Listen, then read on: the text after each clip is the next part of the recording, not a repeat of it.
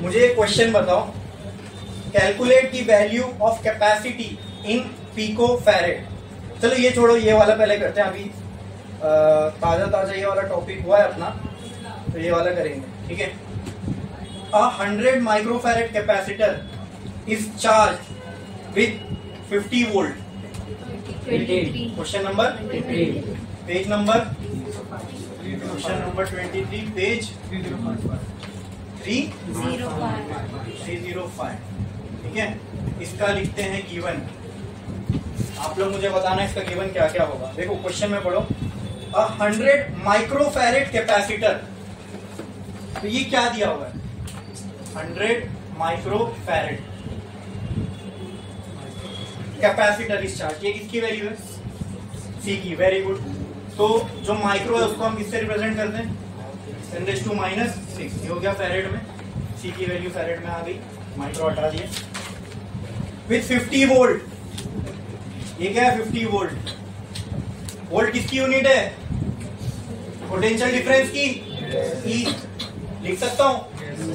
Next, then source supply is remove and the capacitor is connected across an inductance. अब question समझो, बहुत मजेदार है। देखो क्या बोला गया क्वेश्चन में, कैपेसिटर है 100 माइक्रोफैरेड का, उसको चार्ज किया गया 50 वोल्ट सोर्स सप्लाई यूज करके। मतलब हमने एक कैपेसिटर लिया, ठीक है, उसको एक बैटरी से कनेक्ट कर दिया, ऐसा समझ लो, ठीक है। ऑन है नहीं, बैटरी या एसी सोर्स की किसी सप्लाई से हमने उसको कनेक्ट कर दिया। अब ये कैपेसिटर क्या होगा? सप्लाई से खुद चार्ज होगा, राइट। ये फुल चार्ज हो गया। फुल चार्ज बोले तो इतना इसके ऊपर चार्ज आ सकता, इतना ही कैपेसिटेंस था, इसका इतना चार्ज हो गया। अब हमने इसको निकाल लिया, ये बोला ना क्वेश्चन में, the source supply is remove, यानी अब ये कैपेसिटर को ऐसा समझो। देखो ये कैपेसिटर को हमने एक सप्लाई से कनेक्ट किया हुआ था, ये चार्ज हो गया, मतलब ये प्लस Q0, ये माइनस Q0, ऐसा समझो, ठीक है। अब हमने ये हटा दिया। समझ में आ रही विजुअलाइजेशन? बोलो yes. And the capacitor is connected across an inductance. अब इसी कैपेसिटर को एक इंडक्टर से कनेक्ट कर, यही पढ़ा ना अभी हमने, ठीक है। As a result of which 5 ampere current flows through inductor, अब इसकी वजह से जो इंडक्टर में से करंट फ्लो रहा है वो कितना है? तो इसको आई की वैल्यू, हाँ कैपिटल आई बोलो, स्मॉल आई बोलो, अभी चलेगा, ठीक है। एल आई स्क्वायर के लिए बोल रहे हो ना, कैपिटल आई, ठीक है। तो सब जगह आई स्मॉल आई यूज करो। Calculate the value of inductance. बताओ मुझे क्या फाइंड करने बोल रहा है? टू फाइंड, यानी कैपिटल एल निकालना है, ठीक है। इसका सोल्यूशन क्या हो सकता है? मैं आपको हिंट देता हूँ, नेक्स्ट प्रॉब्लम आप मुझे बताओगे, ठीक है। ऐसी उसकी प्रॉब्लम आएगी, वो आप मुझे बताओगे। मुझे बताओ, आप थोड़ा सा लॉजिक लगाओ। आपके पास एक कैपेसिटर था, आइडियल बोल रहा हूँ, which was not at all charge, ठीक है। फिर इसका आपने क्या किया? क्वेश्चन में बोला, इसको हमने लिया और चार्ज से एक सप्लाई पे लगा के ये फुल्ली चार्ज हो गया। नाउ जस्ट टेल मी, जब हमने सप्लाई को हटाई और अगर मैं आपसे पूछूं एनर्जी स्टोर्ड इन कैपेसिटर उस टाइम पे कितनी है, तो बोलो कितनी होगी? That is equal to CV²/2। कितनी एनर्जी थी कैपेसिटर में? अब इसी कैपेसिटर को लाया मैंने और कहाँ लगा दिया? इंडक्टर के साथ। आई बात समझ में? बोलो क्लियर है? हाँ। अब क्या यही एनर्जी दोनों शेयर करेंगे? इसमें से CV²/2 निकलेगी और वहां Li²/2 बनाएगी। अरे बोलो क्लियर है? अरे बोलो क्लियर है? और अभी हमने क्या देखा था कि total energy is equal to energy of capacitor. ये इंडक्टर के लिए इक्वेशन ट्रू है ना? सॉरी, ये सर्किट के लिए इक्वेशन ट्रू है ना? हाँ। The total energy in this type of circuit will be equal to energy in capacitor plus energy of inductor. बोलो क्लियर है? बोलो क्लियर है? हाँ। अगर इन दोनों का टोटल इसके बराबर है, ठीक है, इसके बराबर है, तो मान लो अगर ये 10 होता तो ये क्या कितनी हो सकती है? हो सकता है 5 हो, ये हो सकता है 6 4 हो, बराबर। बोलो, मतलब यही मैं आपसे कहना चाह रहा हूं, समझे? क्लियर है? मतलब इन दोनों का सम कांस्टेंट ही रहेगा। क्या रहेगा? क्या रहेगा? क्या रहेगा? तो कहना है से कि energy of capacitor plus energy of, यानी ये दोनों का जो सम है वो क्या रहेगा? कांस्टेंट रहेगा। क्या रहेगा? तो कहना है से यानी ये जितनी एनर्जी रिलीज करेगा उतनी करस्पॉन्डिंग ये एक्सेप्ट करेगा। कहना है से दिस, कहना है से दिस, अरे बोलो। कहना है से energy given by capacitor will be equal to energy taken by inductor. खत्म। क्या ये ट्रू है? अरे बोलो, क्या ये बात ट्रू है? हाँ। ये कैसे हम बोल सकते हैं? बाय लॉ ऑफ, बोलो, कंजर्वेशन ऑफ एनर्जी। क्या ये बात समझ में आई? क्या ये लॉजिकली आपके पास समझ में है कि नहीं समझ में आई? बोलो। जैसे मान लो एग्जाम्पल, मैं नंबर्स में बात करता हूँ, दोनों लगे हुए हैं। इनिशियली इंडक्टर के पास कुछ भी एनर्जी नहीं है, मैंने कैपेसिटर तो फुल्ली चार्ज करके लगा दिया। मान लो इस पे 10 जूल का चार्ज था, सॉरी 10 जूल एनर्जी थी। कितनी थी? 10 जूल। मैंने जब इंडक्टर के साथ कनेक्ट किया तो यही, इसी में से कुछ एनर्जी इंडक्टर में जाएगी, लेकिन टोटल एनर्जी क्या होना चाहिए? एनर्जी क्रिएट नहीं हो 10 जूल। इसका मतलब अब अगर मैं इसको यहाँ पे कनेक्ट भी कर दूं, मान लो इंडक्टर के अंदर एनर्जी आई 3 जूल, क्या आई? तो मैं जब कैपेसिटर को देखने जाऊंगा, भाई तेरे पास कितनी एनर्जी है, तो वहां क्या मिलेगा? मुझे 7 मिलेगा। क्या मिलेगा? Because energy can not be created nor be destroyed, total amount of energy will always remain. किसी सिस्टम की टोटल एनर्जी हमेशा क्या रहेगी? कांस्टेंट रहेगी। क्या रहेगी? तो मैं क्या बोल सकता हूँ? यहाँ 3 आया तो 3 कहां से गुल हुआ होगा? यहाँ से। तो वही तो मैंने वर्ड्स में लिखा, energy given by capacitor is equal to energy taken by inductor. Energy given by capacitor को क्या मैं ऐसा लिख सकता हूँ? CV²/2। इसके करस्पॉन्डिंग ही कुछ एनर्जी देगा, और इसके लिए मैं क्या लिख सकता हूँ? LI²/2। बोलो क्लियर है? अरे बोलो क्लियर है? हाँ। अब इसमें मेरे पास मेरे को क्या निकालना है? L की वैल्यू निकालना है, तो बोलो ना मेरे भाई। यस। I दिया हुआ है, C दिया हुआ है, V दिया हुआ है, L आ जाएगा ना? 2 कट मारो, L will be equal to CV²/I²। खत्म। L बराबर किसके हो जाएगा? कैपेसिटेंस बोलो कितना आया? 100 इंटू 10⁻⁻6 इंटू V का स्क्वायर, मतलब V का आएगा E, सॉरी चलो ना, E वही है 50 का स्क्वायर, मतलब 50 इंटू 50 लिख देता हूँ। I का 5 इंटू 5। इसको आपको सॉल्व करना है घर पे। क्या निकलेगा आंसर? किसमें? हेनरी में। बराबर? क्लियर है? बोलो। या फिर अगर इसको आपको सम अप करना है एक लाइन में, तो आप सिंपल ये लिख सकते हो बाय लॉ ऑफ, अरे वही तो लिखा है, by law of conservation of energy. ठीक है? Energy given by capacitor equal to energy taken by inductor. बोलो क्लियर है ये चीज? हाँ। नेक्स्ट क्वेश्चन पे आओ। नेक्स्ट क्वेश्चन नंबर बोलता हूँ, वो बताओ मुझे।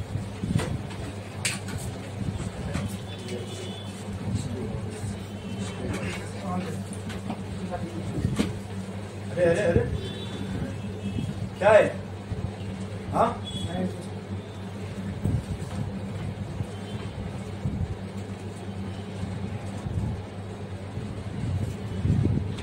ज्यादा समझ में आ रही तुम लोग के?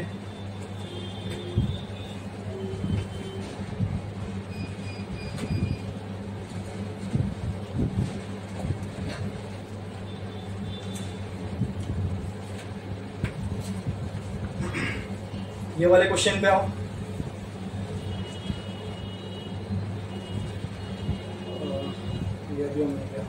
हाँ, 10 माइक्रोफैरेड कैपेसिटर, इसका पूरा आपको बताना सब कुछ। 10 माइक्रोफैरेड कैपेसिटर इस चार्ज, तो मुझे बताइए क्या क्वेश्चन नंबर बोलो पहले। Question page 305। ठीक है? अब एकदम फटाफट आप लोग बताना चाहिए 10 माइक्रोफैरेड क्या है? 10 माइक्रोफैरेड क्या है? तो C equal to 10 into 10⁻⁻6 farad. C आ गया। नेक्स्ट 25 वोल्ट क्या है? 25 वोल्ट क्या है? E की value. Next the battery is disconnected, ओ कैपेसिटर को चार्ज किया गया 25 वोल्ट लगा के, फिर क्या बोल रहा है, बैटरी सेम कैसे, ये इसके जैसा सेम नहीं लग रहा, बोलो नहीं तो नहीं लग रहा, बोल दो नहीं लग रहा है, क्या क्या इसमें डिफरेंट लग रहा है बताओ, फिर अपन डिस्कस करते हैं। बताओ, एक 10 माइक्रोफैरेड का कैपेसिटर है, वैल्यूज अलग है, वैल्यू वहां 100 दिया 10 है, मैं बोल कैपेसिटर है 10 माइक्रोफैरेड का, उसको 25 वोल्ट पे चार्ज के बैटरी लगा के आप बैटरी निकाल रहे हैं, समझे, आया ना सही।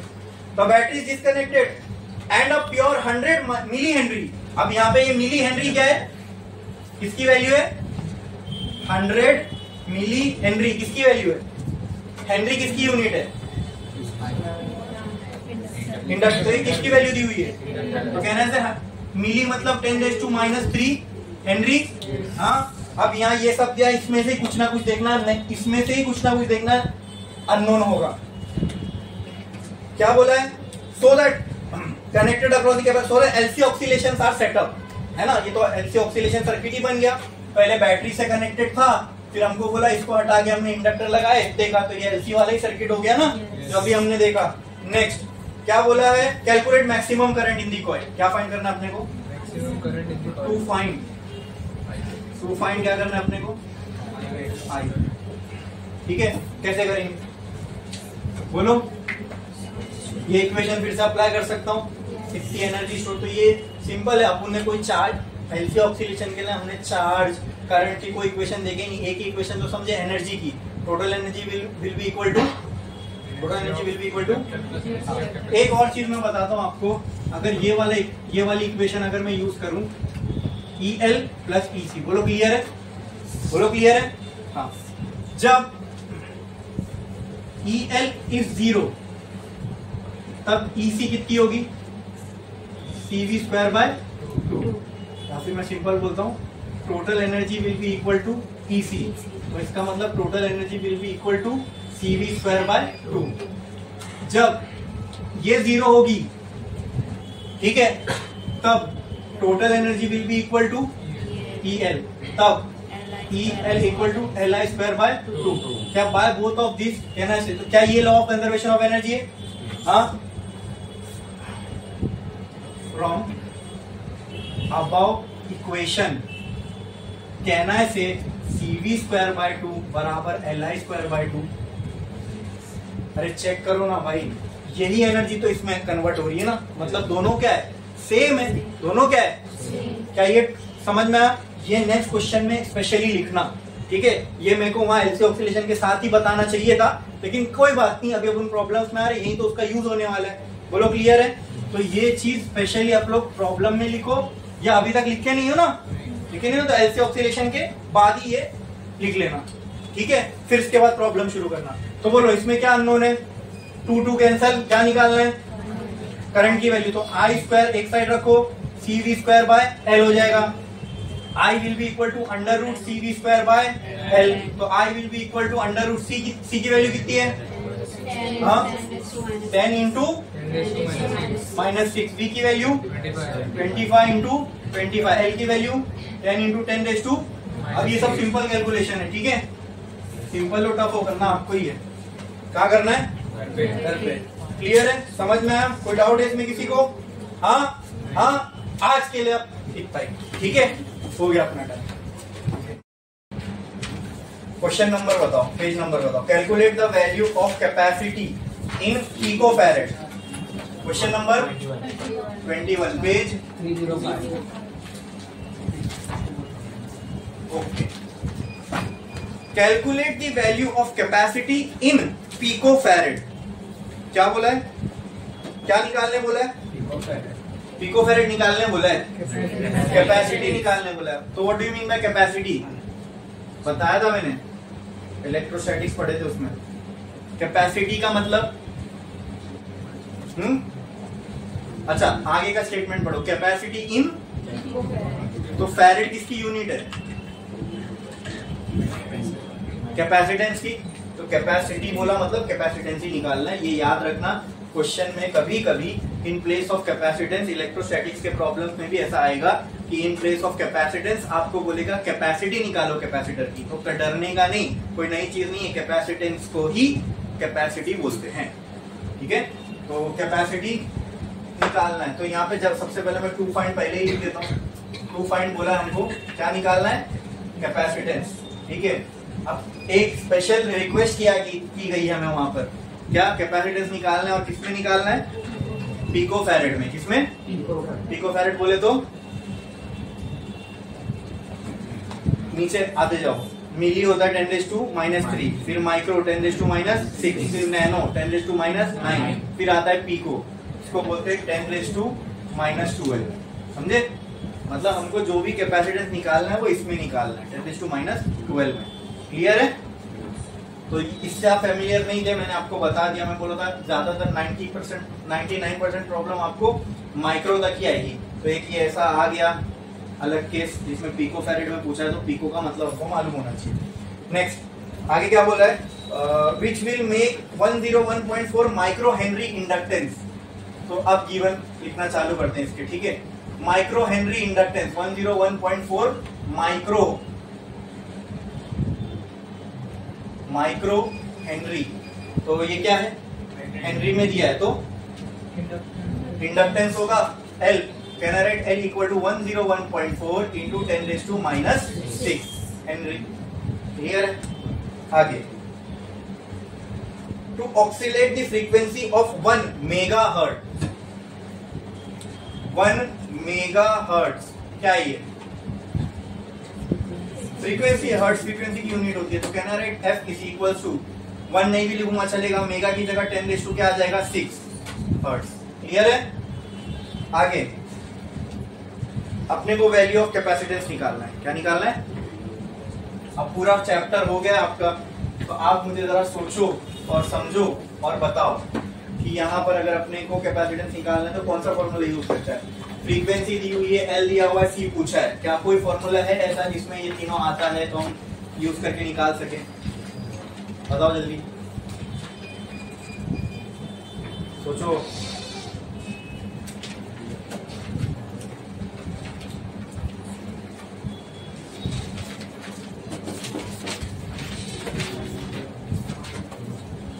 सोचो बताओ जल्दी,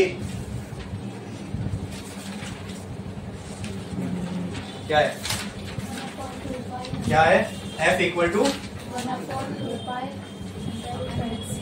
तो ये फॉर्मूला सबसे सूटेबल लग रहा है, क्यों, क्योंकि इसमें F दिया हुआ है, L दिया हुआ है, 2 बाई कांस्टेंट है, C निकालना है। एक काम करो, इसको पहले C के टर्म्स में अरेंज कर लो फॉर्मूले को, ठीक है। तो F को यहीं छोड़ दो, 1/2 स्क्वायर पाई स्क्वायर और अंडर रूट लगा दो, चलेगा, इंटू अंडर रूट LC चलेगा। हाँ, फिर ये पूरे को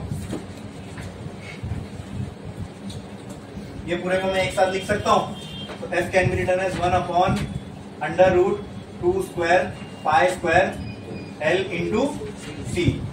तो 1 का रूट भी तो 1 ही होता है ना, तो ये 1/√2 का square 4 into pi square into L into C, ऐसा लिख सकता हूँ। हाँ, रूट वहां जाएगा तो क्या हो जाएगा, F square is equal to 1/4 pi square L into C। C निकालना है, C को वहां फेंको, C is equal to 1/4 pi square into L into F का स्क्वायर। तो C will be equal to 1/4 into 3.14 into 3.14 into L कितना दिया हुआ है 101.4 इंटू 10⁻⁻6, F कितना दिया हुआ है 10⁻, ये दोनों तो यहीं खत्म हो जाएंगे।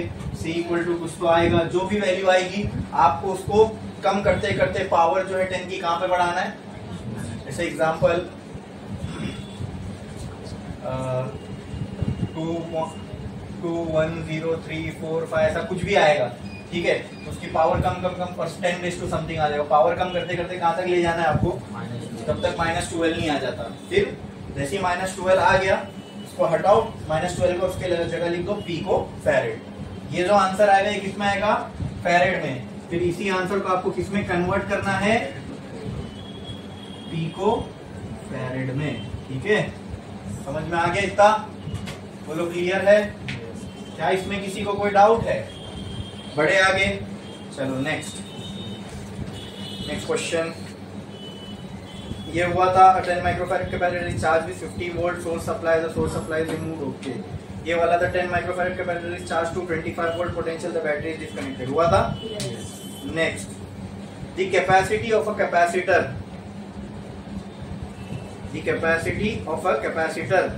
which when put in series पहले लिखा हुआ है find the capacity of a capacitor।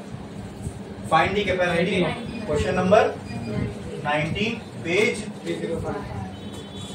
305 ठीक है। इसका G1 लिखा जाए क्या पहले तो टू फाइंड ही बोल दिया तो टू फाइंड मैं पहले लिख देता हूँ। क्या फाइंड करने बोला था उसको कैपेसिटी का मतलब अभी बताया था क्या होता है कैपेसिटेंस ही निकालना है ठीक है। आगे आप लोग बताते जाओ find the capacity of a capacitor which when put in series with 10 ohm resistor. तो ये क्या दिया हुआ है 10 ओम किसकी वैल्यू है आर की वेरी गुड।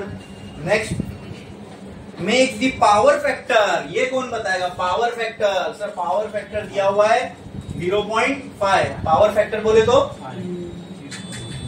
आई नहीं होता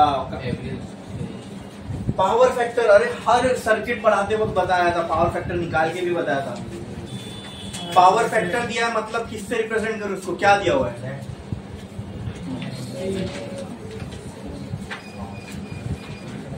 ऐसा सर्कल करके वेरी गुड क्या है पूरा cos फाई ही पावर फैक्टर है। हाँ तो आप इसको बोल सकते हो सर cos फाई की वैल्यू दी हुई है या बोल सकते हो R/Z की वैल्यू दी हुई है दोनों सही है।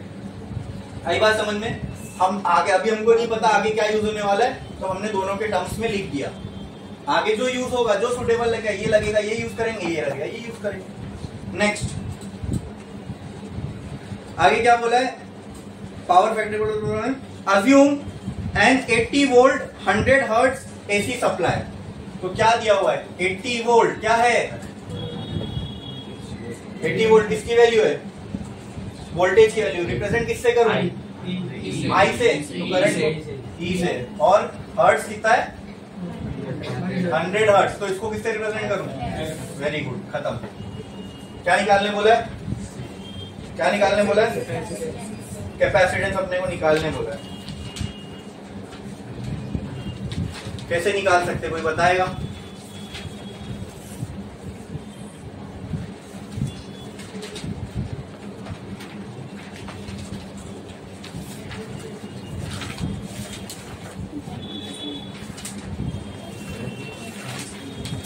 सुलोचन बताओ।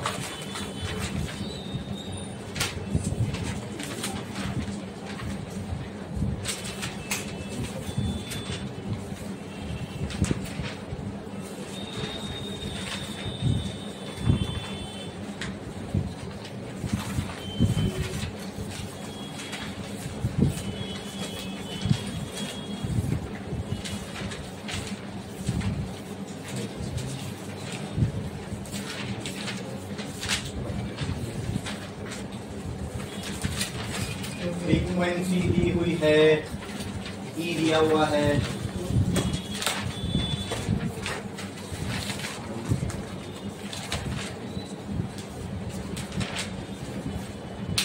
डायरेक्टली तो यहाँ एक हिंट दे देता हूँ डायरेक्टली तो यहाँ से कोई फॉर्मूले से डायरेक्ट तो नहीं आएगा बट एक फॉर्मूले में दूसरा फॉर्मूला यूज करना पड़ेगा अपने को। पहले एक क्वांटिटी निकालो उसको यूज करके कैपेसिटेंस निकल जाएगा। क्या क्वांटिटी लग रही है पहले निकाल सकते हैं।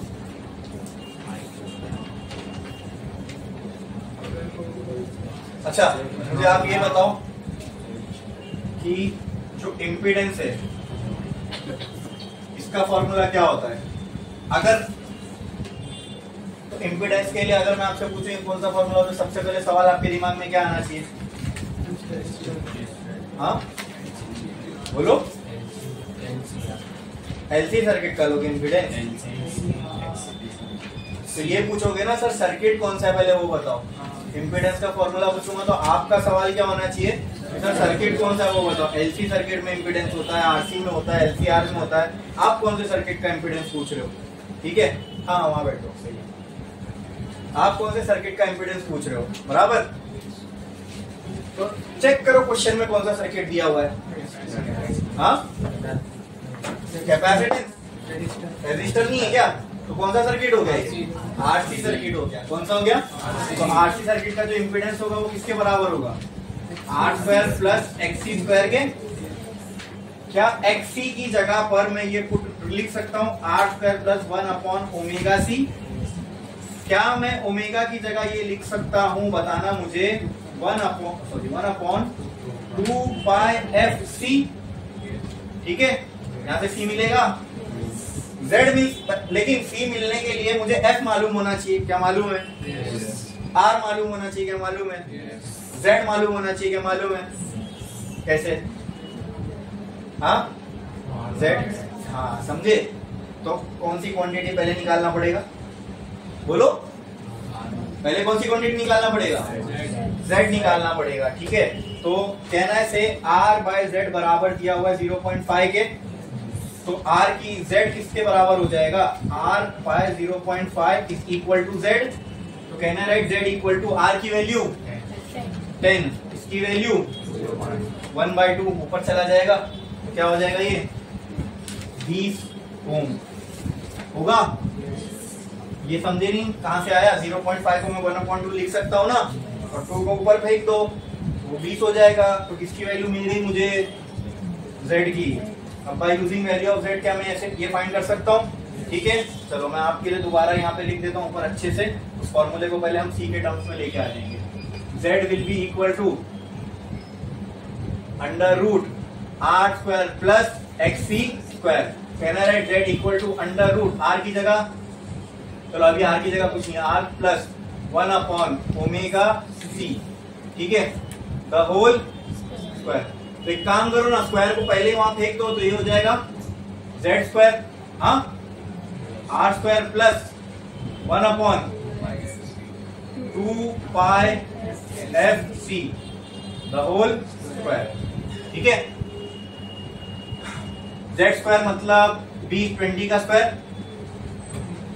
R स्क्वायर मतलब 10 का स्क्वायर, हाँ प्लस ये हो जाएगा 1/2πfc द होल स्क्वायर। ये हो जाएगा 400, ये हो जाएगा 100 plus 1/2πfc the whole square. ये इधर आ जाएगा 300 इक्वल टू, ये होगा ना भाई, ये 100 इधर जाएगा तो 300 हो जाएगा ना। ये हो जाएगा 1/2πfc द होल, भेज दो इधर, तो 1/2πfc स्क्वायर का यहाँ हो गया √300। 10√3 लिख सकता हूँ, √3 1.73 होता है, 17.3 लिख सकता हूँ। अरे भाई √3 ये 300 है, चलो वो सब कैलकुलेशन आप लोग कर लेना। ठीक है, सी निकालना है ना, सी निकालना है ना। ठीक है, तो एक काम करता हूँ, उसको इन्वर्स कर दे, उल्टा कर देता हूँ, वो 1/ हो जाएगा। कहना है right 1/2πfc is equal to 1/√। अच्छा ये तो समझा होगा ना, 10√3, हाँ 100 बाहर √3 अंदर।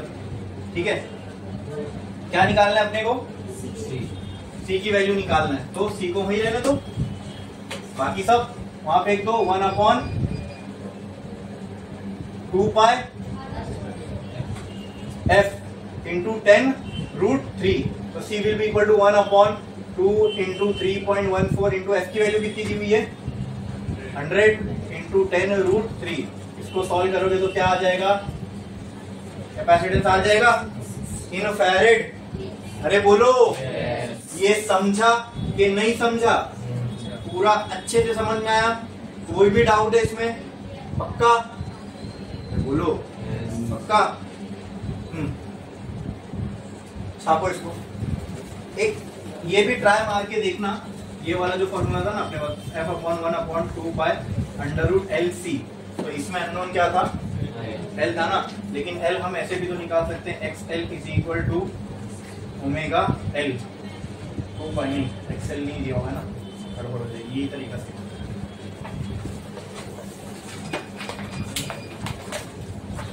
छापो, उसके बाद नेक्स्ट क्वेश्चन करेंगे। जल्दी जल्दी छापो।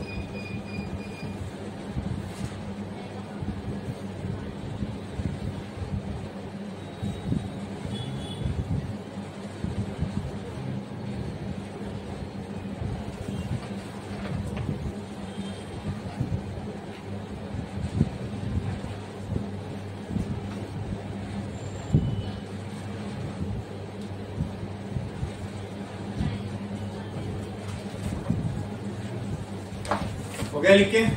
चलो का बाकी है, जल्दी कॉपी करो।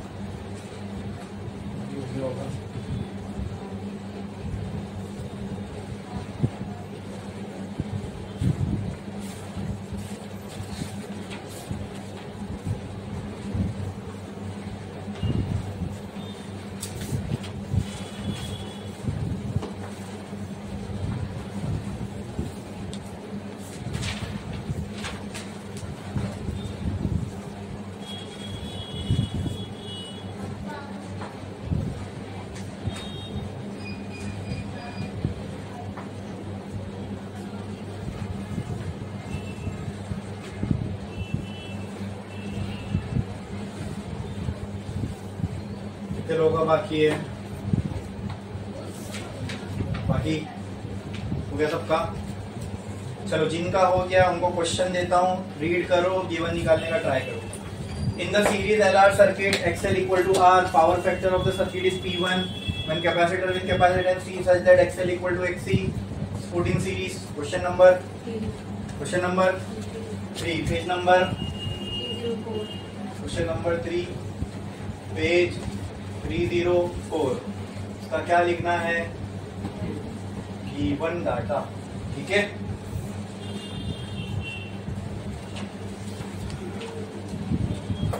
रीड करो, बताओ मुझे क्या दिया क्वेश्चन में। In series LR circuit, circuit कैसा है? LR सर्किट, क्या लिख देता हूं LR सर्किट। तो इससे तुमको एक चीज मिल जाएगी डायरेक्टली। LR सर्किट बोला तो एक कंफ्यूजन गया, इम्पीडेंस किसका लेना है ना। इम्पीडेंस का फॉर्मूले की क्लैरिटी आ गई, देखेंगे आगे अगर यूज होगा तो। Next, in series LR circuit XL बराबर R, यानी इंडक्टिव रिएक्टेंस की वैल्यू हमको बोली है किसके बराबर है? R के। आगे power factor of the circuit is P1। Now what is power factor? Very good. और cos phi लिखूं या R/Z, ठीक है। पावर फैक्टर ऑफ सर्किट कितना दिया हुआ है? P1, ठीक है। इतनी इंफॉर्मेशन दी है। आगे क्या बोला है? when capacitor with capacitance C such that XL is equal to XC, ठीक है। मतलब ये एक केस है। इसके बाद क्या किया गया? when XL बराबर किसके कर दिया गया? पहले XL किसके बराबर था? फिर एक R को हटाया और एक कैपेसिटर लगा दिए। समझ में आया?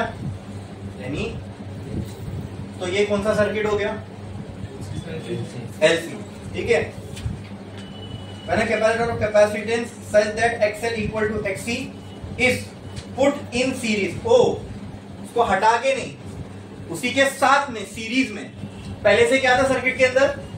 LR, ठीक है। एक कैपेसिटर लिए, उसको भी साथ में सीरीज में लगा दिए। अब कौन सा सर्किट बना? अब जो सर्किट है वो कौन सा है? LCR circuit. बोलो क्लियर है? हाँ, समझे ना ये? अच्छा, जब ये हमने किया तो उसमें जो XL था वो किसके बराबर था?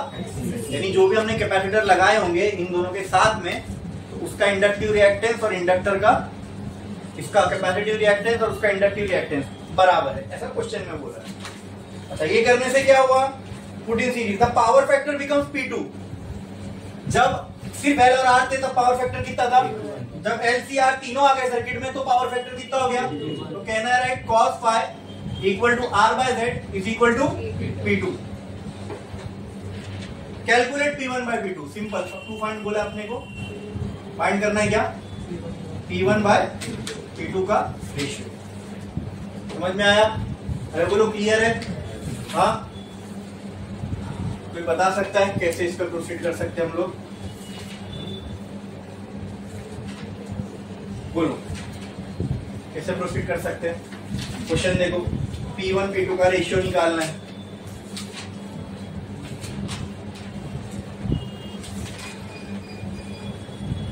बोलो बोलो।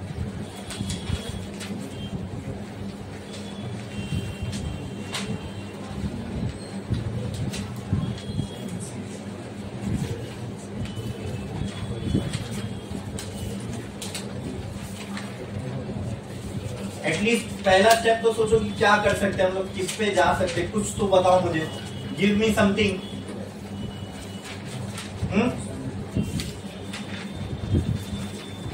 गलत होगा चलेगा ना, तुम उसको सही करेंगे। तुम्हारा अप्रोच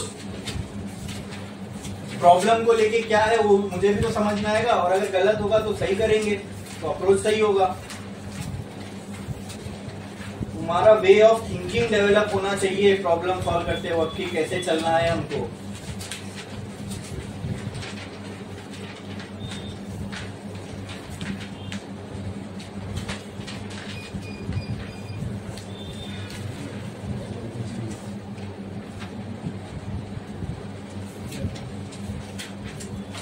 अरे थोड़ा सा सोच के देखो ना, ये LR सर्किट है, पावर फैक्टर का फॉर्मूला क्या दिया हुआ है? R बाय Z है, ये यूज कर सकता हूँ। अब XL बराबर R दिया हुआ है तो Z के फॉर्मूले में आएगा क्या XL और R? LR सर्किट है ना, तो इम्पीडेंस का फॉर्मूला क्या हो जाएगा बताओ? चलो पहले मैं लिख लेता हूँ यहाँ पे, आपको बताना होता है।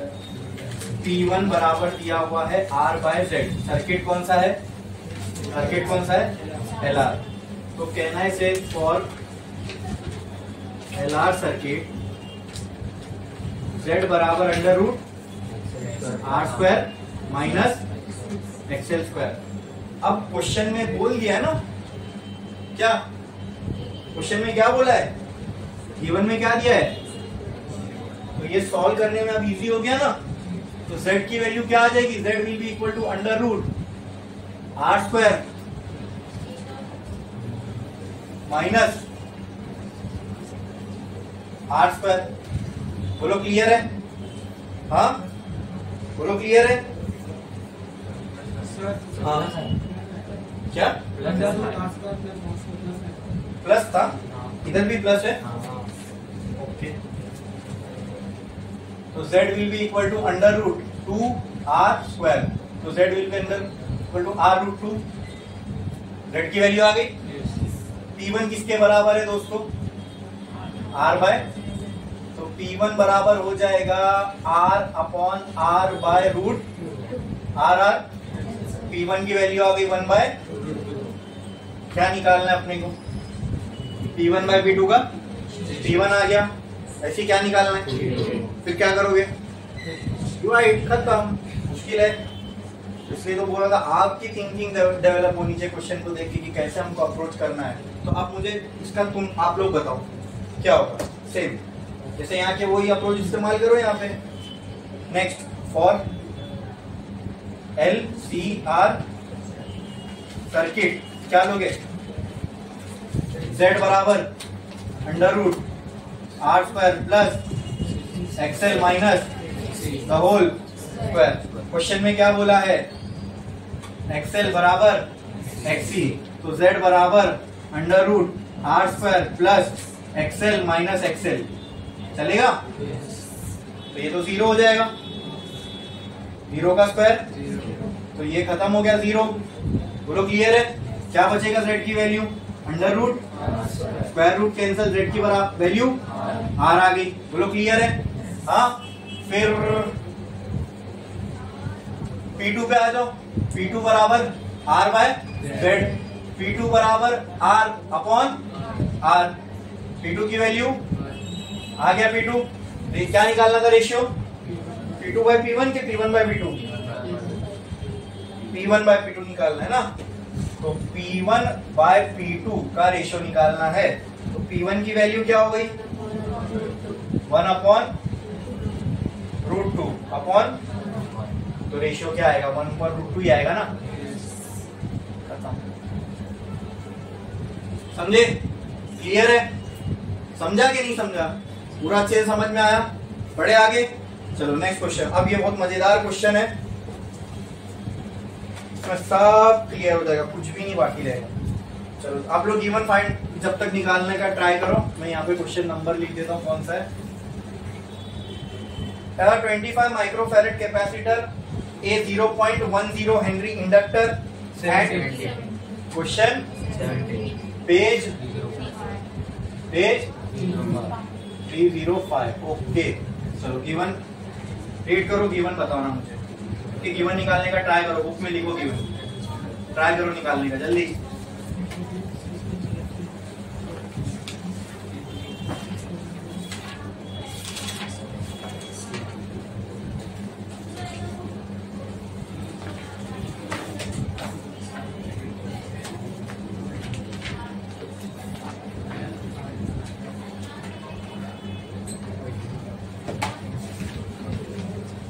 बताओ मुझे क्या दिया हुआ है। 25 माइक्रोफैरेड कैपेसिटर, क्या है वो?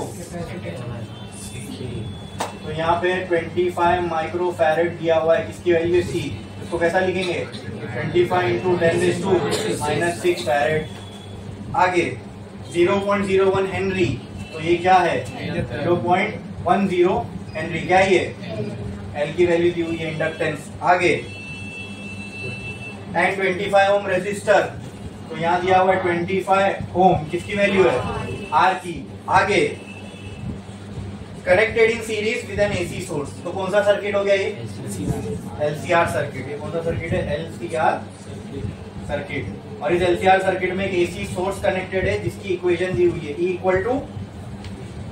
310 sin 314t। ओके वोल्ट, ठीक है, ये यूनिट ईएमएफ की इक्वेशन है ना, यूनिट उसकी volt. What is the frequency. Okay क्या क्या फाइंड करना है, फ्रीक्वेंसी फाइंड करना है पहले तो। नेक्स्ट रिएक्टेंस, ये बताओ मुझे क्या होगा रिएक्टेंस आर, और रेजिस्टेंस बोला होगा तो आर। हाँ रिएक्टेंस का मतलब एक्सएल और एक्सी ना भाई। रिएक्टेंस टर्म कहाँ आया था इंडक्टिव रिएक्टेंस और कैपेसिटिव रिएक्टेंस में। तो अब ये तो आपने सही पकड़ा, रिएक्टेंस बोला मतलब सर एक्सएल और एक्सी, बट एक्सएल और एक्सी अलग अलग नहीं निकालना है हमको। सर्किट कौन सा है एलसीआर सर्किट। तो क्या एलसीआर सर्किट में हमने ये टर्म देखा था एक्सएल माइनस एक्सी जेड के फॉर्मूले में। तो अगर एलसीआर सर्किट बोला है और रिएक्टेंस निकालना है, इसका मतलब नेट रिएक्टेंस यही होता है ना, नेट रिएक्टेंस यही होगा ना, एक का रिएक्टेंस माइनस दूसरे का रिएक्टेंस, कितना नेट रिएक्टेंस बचेगा। अगर अलग अलग निकालना होता तो वहां स्पेसिफाई किया जाता inductive reactance and capacitive reactance. तो फ्रीक्वेंसी यूज करके हम वो भी निकाल सकते थे, है ना। एक्सएल का फॉर्मूला होता है ना 1/ω_L, एल दिया हुआ है, सी दिया हुआ है, सॉरी एक्सएल का फॉर्मूला होता है ω_L 2πf, इससे हमको एक्सएल आ जाता। एक्सी का फॉर्मूला 1/ω_C, वहां भी 2πf पुट करते, एफ दिया हुआ है, सी दिया हुआ है, आ जाता। ठीक है, लेकिन हमको क्वेश्चन में इंडक्टिव रिएक्टेंस कैपेसिटिव रिएक्टेंस बोला है कि सिर्फ रिएक्टेंस बोला है, मतलब नेट रिएक्टेंस निकालना है। क्या निकालना है तो नेट रिएक्टेंस मतलब ये दोनों का डिफरेंस। ठीक है, ठीक है, समझ में। अगर एलसीआर सर्किट दिया हुआ है और सिर्फ रिएक्टेंस निकालने बोला या नेट रिएक्टेंस निकालने बोला, तो आप क्या करोगे एक्सएल माइनस एक्सी की वैल्यू निकालोगे। समझे, समझे, क्लियर। ओके आगे आगे और क्या बोला इम्पीडेंस मतलब जेड भी निकालना है और करंट। अब यहाँ फिर एक सवाल, करंट तो बोला निकालने, करंट बहुत सारे होते हैं, average current, peak current, RMS current, current at time T, कौन सा करंट बोलो। हाँ इक्वेशन भी दी हुई है एक ही, एट टाइम टी। कैसे डिसाइड किया आपने वोल्टेज की वैल्यू इक्वेशन के टर्म्स में दी हुई है, बराबर, समझे, क्लियर है। तो इतना कॉम्प्लिकेट क्यों कर रहे हो? जब मैंने आपको एसी सर्किट पढ़ा रहा था तभी शुरुआत में बोल दिया था, अगर क्वेश्चन में स्पेसिफाई नहीं किया है कि कौन सा करंट निकालना है या करंट की वैल्यू दी हुई है और ये नहीं स्पेसिफाई किया ये कौन सा करंट है, तो आप उसको क्या मान लोगे, क्या मानोगे? तो फिर current at time T, peak वीक, वो तो मैं बोला इसलिए कि आपको याद है क्या नहीं देखना था मुझे, ठीक है। तो अब से एकदम पक्की इस बात को दिमाग में बिठा लो, अगर क्वेश्चन में कुछ स्पेसिफाई ही नहीं किया हुआ है कि कौन सा करंट निकालना है, तो आप कौन सा निकालोगे? अपना फर्ज क्या बनता है, रिस्पॉन्सिबिलिटी, अपन आरएमएस निकाल के दे दे। तो यहाँ पे सिर्फ करंट बोला है ना, पीक करंट बोला, करंट एवरेज करंट बोला, कुछ और करंट बोला नहीं, सिर्फ करंट बोला है। तो हमारा फर्ज क्या बनता है, हम आरएमएस निकाल के दे, IRMS, बोलो क्लियर है? हाँ, नेक्स्ट और क्या निकालना है? The phase angle of circuit. Phase angle of circuit क्या होता है? यस यस यस, क्या होता है? फेज की तो हमने एक ही परिभाषा समझी थी, सिंबल। तो अब देखो ये सारी चीजें दी हुई है और ये सारी चीजें निकालना है, ठीक है। तो इसके अंदर पूरा एसी सर्किट के सारी चीजें कवर हो गई। सबसे पहले क्या बोला दोस्तों? फ्रीक्वेंसी। तो कोई आइडिया लगा सकता है कि सर यहाँ से फ्रीक्वेंसी आ सकती है? सोचो सोचो सोचो सोचो। हाँ, 1 by omega C, 1 by omega C. अब इसकी जगह 2 पाई एफ। अब इसको लेकिन इक्वेट किससे करूं, तो बताओ। खाली फॉर्मूला तो किसी चीज का तो होगा ना ये। हाँ,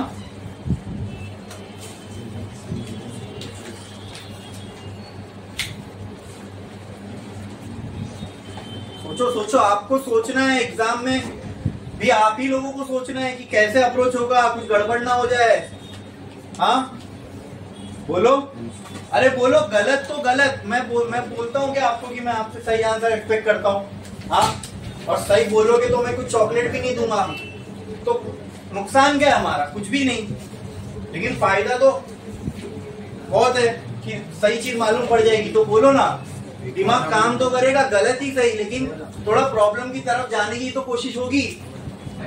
देखो यहाँ पे जब हम प्रॉब्लम सॉल्व कर रहे हैं, इसका पर्पस आपकी बुक भरना नहीं है, या फिर मेरे को यहाँ पे टाइम पास कराना नहीं है। इसका एक ही पर्पस है कि आप प्रॉब्लम सॉल्व करने वाले बन जाओ। तो आपके दिमाग का सोच वैसी होना चाहिए, सोचना आना चाहिए, बस। बोलो हाँ, ऐसा पहली बात तो ना, तुम लोग आंसर दे, जैसा आधा अधूरा आंसर क्यों दे दो, प्रॉपर बोलो ना। ये इक्वल टू ये, ऐसा बोलो। हाँ हाँ, क्या? XC equal to 2 pi FC। इससे क्या मिलेगा? फ्रीक्वेंसी। चलो, इसमें फ्रीक्वेंसी आ रही है तो सोचे होंगे, तो इसमें कैपेसिटेंस XC दिया है क्या? तो एक इक्वेशन दो अननोन नहीं कर सकते हम लोग। एक इक्वेशन में एक अननोन हो तो निकाला जा सकता है, सही है। इसमें 2 अननोन है, तो ये समझे। देखो गलती ठीक है ना भाई, अभी कर रहे हैं हम लोग, अभी अपने पास टाइम है ये सीखने का। तो यहाँ आप स्लो करो, गलती करो, चलेगा, ठीक है। ये गलती से ही समझ में आएगा कि क्या सही करना था। तो अब समझ में आए, ये नहीं ले सकते, तो करे गलती तब तो समझ में आया ना, तो फिर करो ना। बोलो 1/2 pi 1/2 pi under root LC, ठीक है।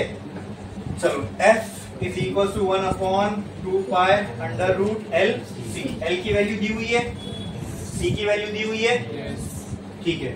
लेकिन यहाँ पे कोई रेजोनेंस के बारे में कुछ अपने को बोला गया है क्या?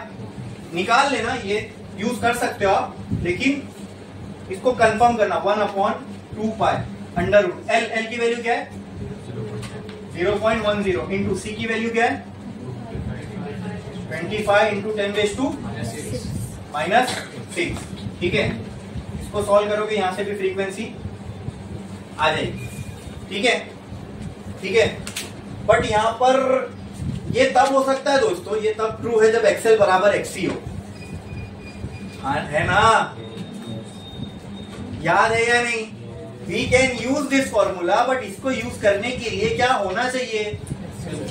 XL बराबर, लेकिन यहाँ तो हमको डिफरेंस निकालना ऑलरेडी बोला है। इसका मतलब अगर ये बराबर होता तो ये डिफरेंस निकाल पाते क्या? हम नहीं निकालते, तो बोलता ही नहीं। इसका मतलब ये यूज कर सकते हैं क्या? नहीं, ये भी नहीं यूज कर सकते। हाँ चलेगा, इसी सही पे पहुंचोगे। बताओ, दिमाग चल रहा है ना? हाँ यहाँ जा रहा है सर, यहाँ दिखता है, यहाँ से उठाते, यहाँ से उठाते। बोलो जल्दी। जेड निकाल सकते, चलेगा, सब तो निकालना है, कोई भी पहले कोई भी बात में निकालो। हाँ बोलो। Under root R square plus XL, फिर एक्सएल माइनस एक्सी भी नहीं है ना? तो अरे इसमें इतना आसान, जब भी ये इक्वेशन दी जाएगी ना, सबसे पहले डरने का नहीं, खुश हो जाने का। क्यों? क्योंकि ये इक्वेशन तुमको ऐसी डायरेक्ट बहुत सारे आंसर दे देगी। कैसे बताता हूँ, देखो अभी एक हिंट दे रहा हूँ। E इज इक्वल टू, ये इक्वेशन दी हुई है 310 साइन ओमेगा टी बराबर, नहीं यहाँ पे क्या दिया हुआ है 314 टी बराबर। Compare this equation, comparing with इस इक्वेशन को E equal to E not sine omega T से कंपेयर करो। 2-3 वैल्यू तो डायरेक्ट दे देगा तुमको, इसकी वैल्यू डायरेक्ट मिल जाएगी। E नॉट बराबर ओमेगा बराबर, क्या यहां से फ्रीक्वेंसी नहीं आ सकती? हाँ तो कहना है राइट 2 पाई f बराबर 314, कहना है राइट f बराबर 314 अपॉन 2 पाई, यहां से f आ जाएगा इन हर्ट्ज। हाँ क्लियर है, समझे? जब भी इक्वेशन दी रहेगी यूज करो उसको, इससे कंपेयर करने, और कुछ ना कुछ डायरेक्ट मिल जाएगा आपको वहां से। बोलो क्लियर है? नेक्स्ट क्या निकालना है? एक्सेल, और अब एक्सएल हम निकाल सकते हैं क्योंकि हमको फ्रीक्वेंसी आ गई। 1 अपॉन एक्सएल क्या आएगा? Omega into L, omega 2 pi F, XL आ जाएगा। एक्सएल माइनस एक्सी निकालना तो पहले एक्सएल निकालना पड़ेगा। एक्सएल का फॉर्मूला क्या है? ओमेगा एल, तो ओमेगा क्या हो जाएगा 2 पाई एफ इंटू एल, तो XL can be written as 2 into 3.14। काम करो, चलो इसको मैं ऐसे ही पुट कर देता हूँ यहाँ पे, इंटू 3142 पाई। हाँ अरे कर सकता हूँ ना, इंटू एल, एल की वैल्यू 0.10, ये 2 कैंसल, ये और ये भी तो कैंसल हो जाएगा ना। तो एक्सएल बराबर बचेगा 314 इंटू 0.10। इसको सॉल्व करोगे तो यहाँ से क्या आएगा तुमको? एक्सएल की वैल्यू इन हेनरी, नहीं भाई ओम, रेजिस्टेंस है ना। एक्सएल आ गया, क्या इससे और क्या निकाल सकते हो? बोलो। एक्सी की वैल्यू निकाल सकते हो। एक्सी क्या होगा? 1 अपॉन ओमेगा सी, तो XC will be equal to 1 upon 2 pi F C. XC will be equal to 1 upon 2 pi F की जगह पर 314 by 2 pi into C 25 into 10 raise to ये 2 पाई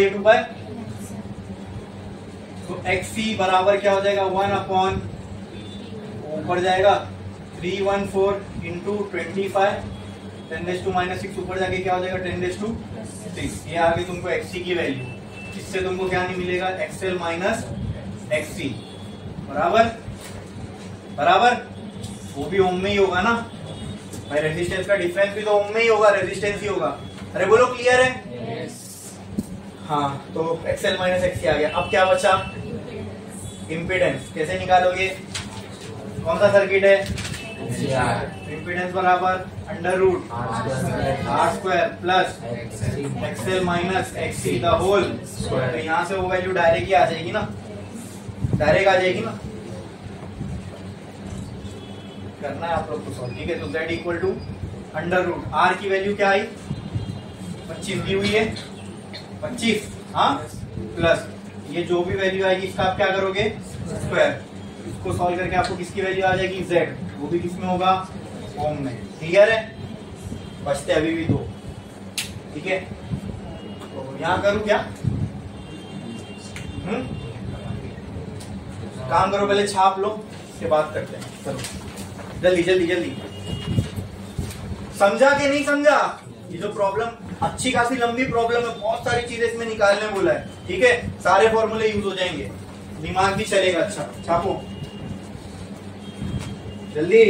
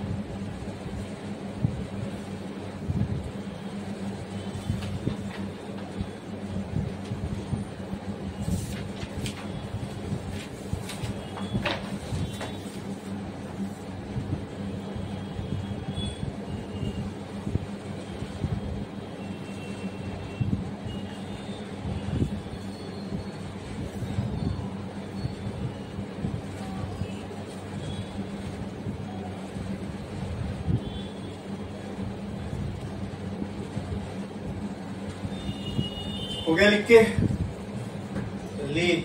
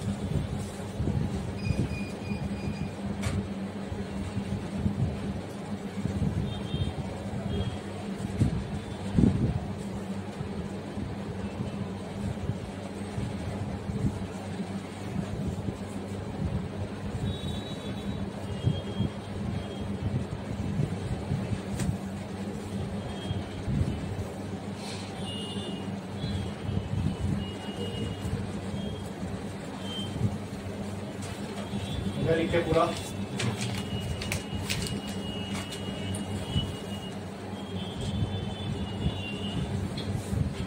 जल्दी करो। हो गया पूरा? कितने लोगों का बाकी है? लिखो लिखो जल्दी जल्दी। कैलकुलेशन सारे करना है आपको।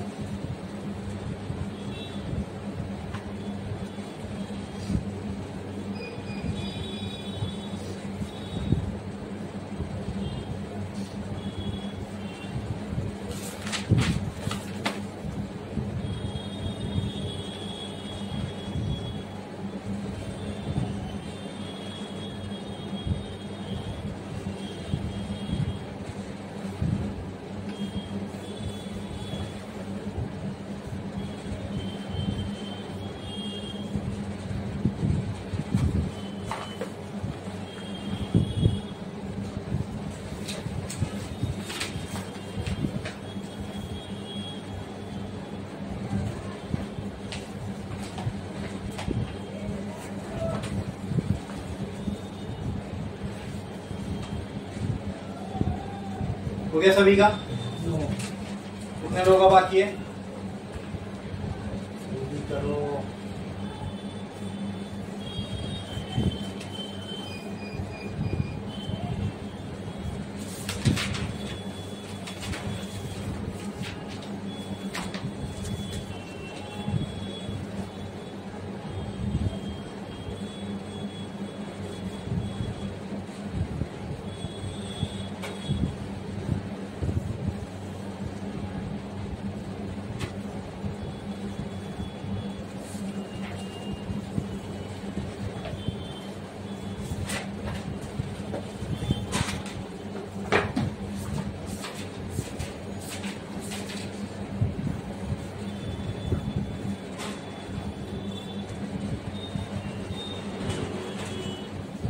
चलो ठीक है, अब इसके आगे z निकाल लिया हमने, फिर क्या बच रहा है?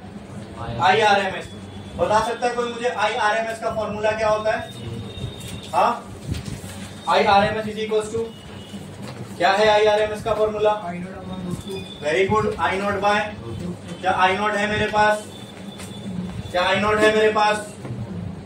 नहीं है ना, निकालना पड़ेगा। तो कहना ऐसे, तो चलो पहले आई नॉट निकाल लो। तो क्या मैं बोल सकता हूँ आई नॉट बराबर होगा ई नॉट बाय जेड, क्योंकि एलसीआर सर्किट है ना, तो आर की जगह जेड आ जाएगा। क्या ई नॉट दिया हुआ है? यस दिया हुआ है। कहना है I naught is equal to E naught कितना है? 310। जेड की वैल्यू वहां से आपको आएगी, इसको सॉल्व करोगे तो यहाँ से क्या आ जाएगा? I not in ampere. ठीक है, फिर क्या निकालना है? I R M S. आप निकाल सकते हो आई नॉट बाय √2। बोलो, I R M S can be written है, जो भी आई नॉट की वैल्यू आएगी वो यहाँ आएगी, बराबर बाय √2। इससे आपको क्या आ जाएगा? I R M S ampere में। लास्ट में क्या बचा? अब ये दो तरीके से आप निकाल सकते हो। एक मैंने आपको tan फाई का भी फॉर्मूला बताया था, और दूसरा cos फाई। cos फाई क्या होता है? cos फाई क्या होता है? R by Z। R है, Z है, तो यहाँ पे cos फाई लिखो। R की वैल्यू क्या है?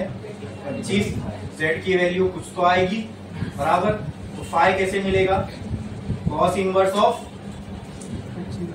25 डिवाइडेड बाय जो भी आपको Z की वैल्यू आई वो। ठीक है, तो पाई जो भी आ जाएगा डायरेक्टली इसको रेडियंस में लिखना है। बोलो क्लियर है? अब नेक्स्ट क्वेश्चन बोल रहा हूं, तो मुझे क्वेश्चन नंबर बताओ, उसका गिवन लिखने का ट्राई करो।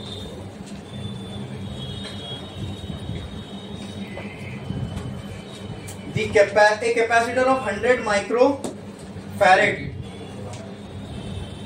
a coil of resistance 50 ohm. Question 18, page 305, page 305। ठीक है, इसका गिवन करो, गिवन ट्राई करो निकालना, तब तक मैं ये रख करता हूँ। निकालो गिवन जल्दी।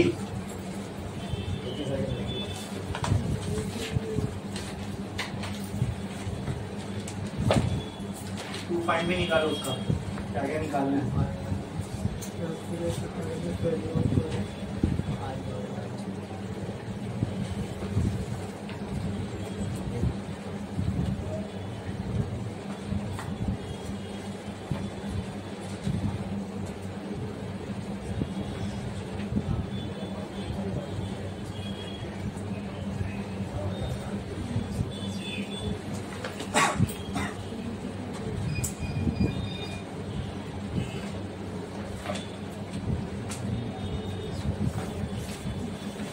बताओ मुझे क्या क्या दिया हुआ। एक कैपेसिटर ऑफ 100 माइक्रोफैरेड, तो क्या दिया हुआ ये 100 माइक्रोफैरेड, क्या है ये कैपेसिटर। तो कहना write C is equal to 100 into 10⁻⁻6 farad. Clear है। आगे a coil of resistance 50 ohm, तो ये 50 ओम क्या है R की वैल्यू, वेरी गुड। आगे इंडक्टेंस 0.5 हेनरी, क्या है ये capital L, okay. Are connected in series, मतलब कौन सा सर्किट है LCR सर्किट है। इससे Z का फॉर्मूले में क्लैरिटी आ जाएगी। ठीक है। आगे विथ 110 वोल्ट 50 हर्ट्ज, तो 110 वोल्ट, ये क्या है और ये क्या है, ये क्या है और ये, ओके। आगे calculate RMS value of current in the circuit, क्या फाइंड करना है, क्या फाइंड करना है IRMS। दिमाग दौड़ाओ, बोलो मुझे क्या होगा, सबसे पहले क्या निकालेंगे IRMS का फॉर्मूला क्या है, IRMS क्या है I नॉट बाय है क्या, I नॉट क्या करना पड़ेगा, निकालना पड़ेगा। कैसे निकालेंगे E not bye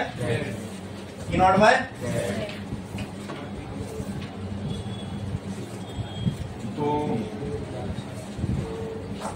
I not निकालना पड़ेगा, I not is equal to E not by Z।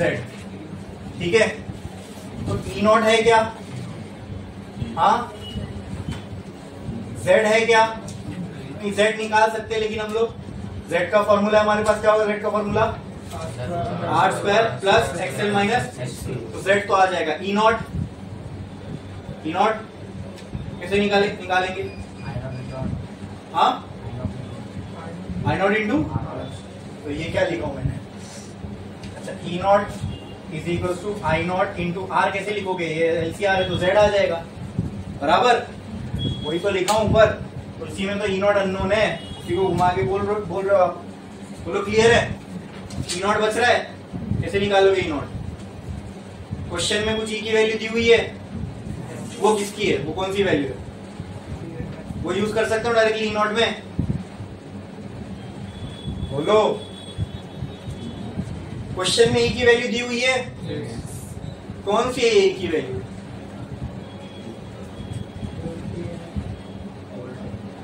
E क्या है, ये पीक वोल्टेज है, एवरेज है, एट टाइम T है, तो फिर क्यों नहीं दिमाग लगाए, ERMS पता है तो E नॉट आ जाएगा क्या, हाँ इजी, बस खत्म, आ गया ना। तो आपने फिर वो चीज की जो मैंने लास्ट प्रॉब्लम में बताया था, करंट के बारे में बोला था, नहीं दिया क्वेश्चन में, नहीं बोला तो तुम डायरेक्टली उसको क्या मान लोगे RMS वैल्यू। वोल्टेज के लिए भी तो यही बताया था ना, करंट वोल्टेज का जब हम डेरिवेशन कर रहे थे तो साफ साफ तो बोला था, अगर क्वेश्चन में वोल्टेज की वैल्यू दी हुई है, करंट की वैल्यू दी हुई है और स्पेसिफाई नहीं किया ये कौन सी है, तो तुम क्या मान के चलोगे उसको, मतलब ये E की जो वैल्यू है ये एक्चुअल क्या है RMS। अब क्या आ जाएगा E नॉट, हाँ E नॉट आएगा तो I नॉट आएगा, I नॉट आएगा तो IRMS आएगा।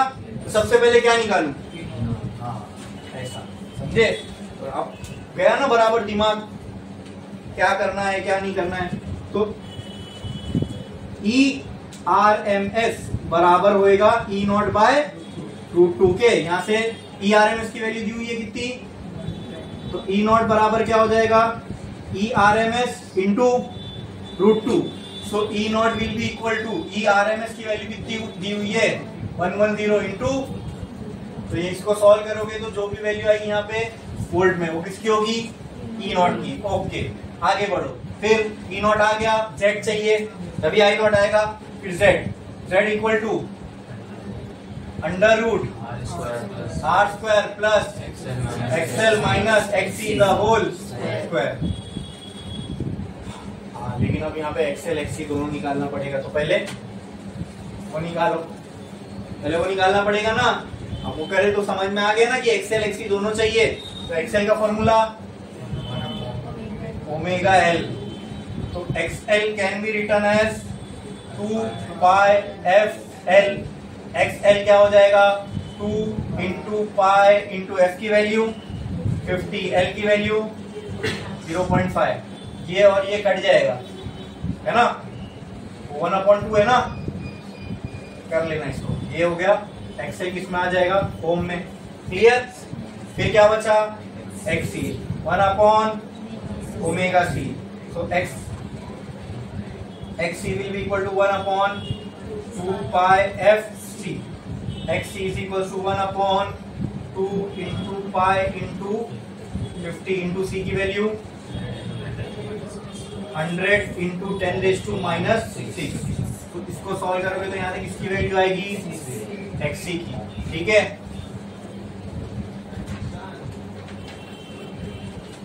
ये दोनों सॉल्व होने के बाद एक्सएल माइनस एक्सी की वैल्यू आ जाएगी। हाँ, अरे बोलो, वो भी किस में रहेगी, होम में। फिर क्या निकलेगा, अब आएगा set z equal to r² plus XL minus XC the whole. तो z will be equal to under root of r क्या है, 50 का स्क्वायर प्लस जो भी एक्सएल माइनस एक्सी की वैल्यू आएगी वो इधर। इसको सॉल्व करोगे तो आपको क्या आएगी, z की वैल्यू। ठीक है, next next next next z। फिर z आ गया, इससे क्या आएगा, आई नॉट आएगा। आई नॉट क्या होगा, E naught by Z. I naught can be written as, E naught की जगह पर मैं ये लिख देता हूँ चलो फिलहाल के लिए, इंटू √2 जेड की जो भी वैल्यू रहेगी वो इधर आएगी। ठीक है, इससे आपको आई नॉट की वैल्यू आ जाएगी किसमें, एम्पियर में। फिर से क्या निकलेगा, IRMS is equals to I not by √2। Clear. I naught की यहां से जो भी वैल्यू आई, आई नॉट की जो भी वैल्यू आएगी उसको आप यहां पुट करोगे, डिवाइड बाय √2, और इसको सॉल्व करने पे किसकी वैल्यू मिल जाएगी, IRMS की वैल्यू मिल जाएगी एम्पियर्स। बोलो क्लियर है।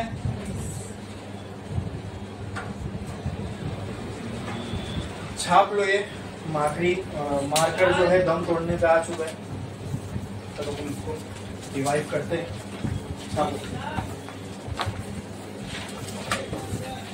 चलो इसको रखो।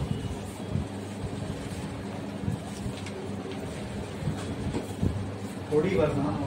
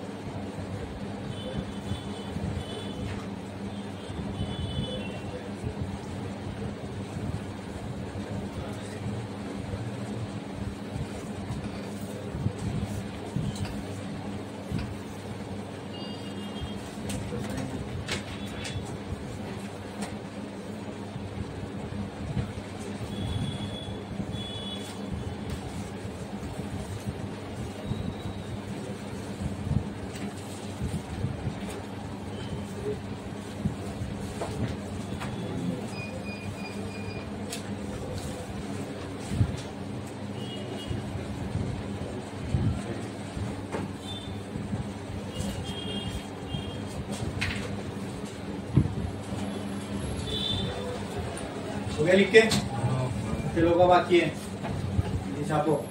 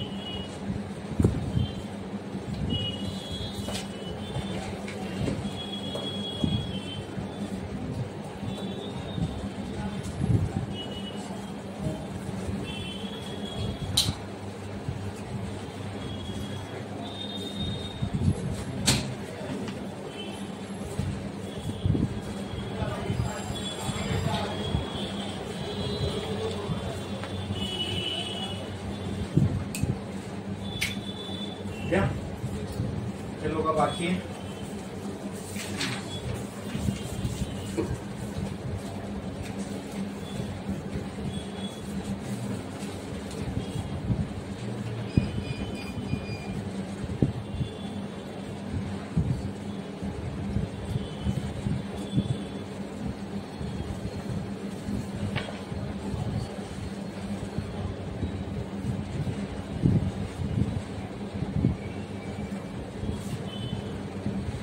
लिखे।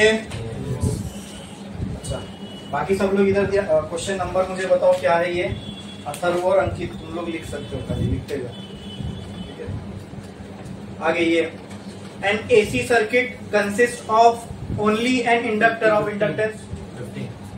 Question 15, question number 15 page 305। इसका लिखा करो ये पेज नंबर, क्वेश्चन नंबर, वरना जब सेल्फ स्टडी करने बैठोगे एग्जाम के टाइम पे तो फिर एक काम बढ़ जाएगा तुमको वो करने का। इससे अच्छा लिखे रहो, फटाक से मिलेगा, क्वेश्चन सामने रहेगा तो समझ पाओगे क्वेश्चन को एंड रिवीजन करना होगा। तो an AC circuit consist of only an inductor of inductance 2 henry. Tell me क्या है ये 2 हेनरी, क्या दिया हुआ है और क्या बोल रहा है सर्किट क्या है? AC circuit it consist only an inductor, मतलब कौन सा सर्किट है ये? क्या है ये? प्योरली इंडक्टिव सर्किट, बराबर। एल की वैल्यू दी हुई है 2 Henry. If current is represented by a sine wave of amplitude 0.25 ampere, 0.25 ampere, कोई बता सकता है ये क्या है? आई की वैल्यू दी हुई है, एम्पियर है ना, लेकिन ये सिर्फ आई नहीं है, वहां स्पेसिफाई किया हुआ है। अगर सिर्फ आई होता तो उसको मैं आई आरएमएस लिख देता। हाँ, एम्पलीट्यूड है करंट का, एम्पलीट्यूड मतलब it is what value of current. Amplitude का मतलब क्या? क्या ये मैक्सिमम वैल्यू है करंट की? उसको किससे रिप्रेजेंट करते हैं? हाँ बोलो, एम्पलीट्यूड मींस मैक्सिमम वैल्यू, समझे?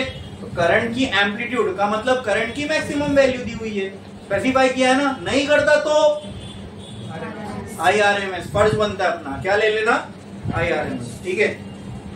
एंड फ्रीक्वेंसी 60 हर्ट्ज, तो ये 60 हर्ट्ज क्या दी हुई है? एफ की वैल्यू। आगे calculate effective potential difference across inductor, pi की वैल्यू दी हुई है 3.14। टू फाइंड क्या करना है? Effective potential difference. इसका मतलब इफेक्टिव पोटेंशियल का मतलब ई नॉट। वो इफेक्टिव कैसे हो सकता है? वो तो मैक्सिमम है। इफेक्टिव का मतलब सब मिलजुल के जो पोटेंशियल बना वो, तो क्या होगा वो? क्या एसी में, एसी का जो पोटेंशियल है ऐसा ऐसा ऐसा वेरी होता है? मैं बोल रहा हूँ सब मिला जुला के मुझे एक पोटेंशियल बताओ। वही पूछ रहा ना, इफेक्टिव का मतलब यही तो होता है। इफेक्टिव का मतलब सब जोड़ जाड़ के कोई एक पोटेंशियल लग रहा होगा, वो बताओ। तो कौन सा लगता है वो? ई एवरेज, ई नेट। तो ऐसा कोई नहीं। तो ई नेट का मतलब वही ना, ई नेट मतलब कोई एक वैल्यू होगी वो वोल्टेज की, एक वैल्यू होगी ना वोल्टेज की। तो एसी के लिए कोई एक वैल्यू जो वोल्टेज की हम मानते हैं वो कौन सी होती है? एक कांस्टेंट वैल्यू। अगर मैं को ये ग्राफ दे दिया और मुझे कोई चीज बनानी है, उसको मैं बोलूं ईएमएफ की एक इफेक्टिव वैल्यू, मतलब कोई एक वैल्यू चाहिए, नहीं टोटल मिला जुला के जो एक एवरेज वैल्यू आएगी वो चाहिए मुझे, बराबर। ई नॉट साइन वो तो इंस्टेंटेनियस हो गई एक पर्टिकुलर टाइम पे। ये देखो ई की वैल्यू जब मैं ऐसा लिखता हूँ, E is equal to E naught sine omega t, मतलब ई जो है टाइम पे डिपेंड कर रहा है ना, तो ये एक टाइम पे ई की वैल्यू बताएगा। तो ये तो इंस्टेंटेनियस वैल्यू हो गई। यहाँ इफेक्टिव वैल्यू पूछा है। क्या पूछा है? क्या पूछा है? अरे भाई इफेक्टिव का सिंपल सा मतलब है नेट। नेट जो आप बोल रहे हो सही, नेट वैल्यू। लेकिन नेट का मतलब कोई एक वैल्यू होनी चाहिए। तो एक एसी सर्किट के लिए हम लोग ईएमएफ की एक सिंगल वैल्यू कौन सी निकालते हैं? कौन सी वैल्यू को हम नेट मान के चलते हैं? हाँ पूरा एवरेज चाहिए तो इसका यही होगा, वही नेट वैल्यू हो गई ना। ईएमएफ की नेट वैल्यू क्या? जो पूरी साइकिल के लिए एवरेज वैल्यू होगी, वही मेरी ईएमएफ की नेट वैल्यू होगी। तो क्या होती है वो एवरेज वैल्यू, उसको नाम दिए थे हमने ईएमएफ की एवरेज वैल्यू फॉर एसी। अच्छा मुझे बताओ, AC cycle, AC current flow हो रहा है, उसका ईएमएफ टाइम के साथ चेंज होगा। मुझे कोई सर्किट बनाना है तो उसके लिए मुझे ईएमएफ की एक फिक्स वैल्यू चाहिए, तो वो करंट की कौन सी वैल्यू को मैं कंसीडर करूंगा मेरा सर्किट बनाते टाइम? खत्म। इफेक्टिव वैल्यू मतलब क्या? एवरेज वैल्यू चाहिए ना आपको, तो कौन सा एवरेज लेते हैं हम लोग? आरएमएस एवरेज ही तो है ना। फिर तो ये इफेक्टिव वैल्यू बोला, मतलब क्या निकालना है? आरएमएस। ठीक है, मुझे बताओ कैसे निकलेगा? हाँ, ई नॉट निकालना पड़ेगा, आई नॉट दिया हुआ है तो ई आर एम एस। आप कह रहे हो E R M S sir बराबर होता है ई नॉट बाय √2 के, तो अगर मुझे ई नॉट मिल जाएगा तो मैं निकाल सकता हूँ। ठीक है, तो पहले निकालो ई नॉट। ई नॉट कैसे निकलेगा? I naught equal to omega omega L. Very good. हाँ, मतलब एक्सएल ना। फिर इसकी जगह पे मैं क्या लिख सकता हूँ? वेरी गुड, सही सही, एकदम सही जा रहे हो, ओमेगा एल। फिर ओमेगा की जगह 2 पाई एफ एल। यहां से क्या आ जाएगा? हाँ, अपने को ई नॉट चाहिए ना, तो ई नॉट के टर्म्स में लो फॉर्मूले को। E naught will be equal to 2 pi F L into I naught, यही होगा ना। तो E naught will be equal to 2 into 3.142 into F की वैल्यू 60, एल की वैल्यू 2, आई नॉट की वैल्यू 0.25। ये सबको सॉल्व करोगे, यहां से क्या आ जाएगा? ई नॉट वोल्टेज में। बोलो क्लियर है? समझे? हाँ, नेक्स्ट।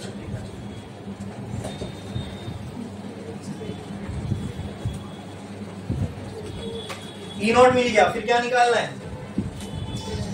ई आर एम एस। खत्म ना काम, ई नॉट आ गया वहां से।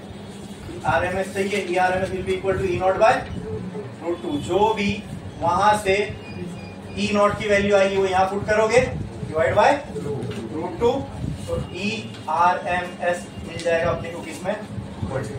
समझे? यहाँ आपने अच्छा दिमाग लगाया। ठीक है, बराबर। चलो आ जाओ नेक्स्ट पे। Next question. An alternating EMF of 2 into 220 sin 100 pi t. 16. Question number 16. Page.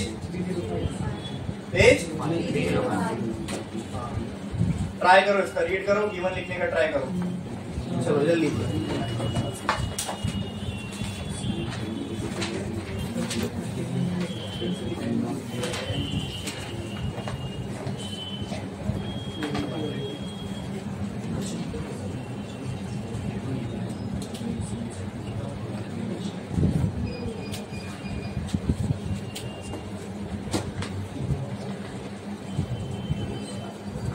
जल्दी।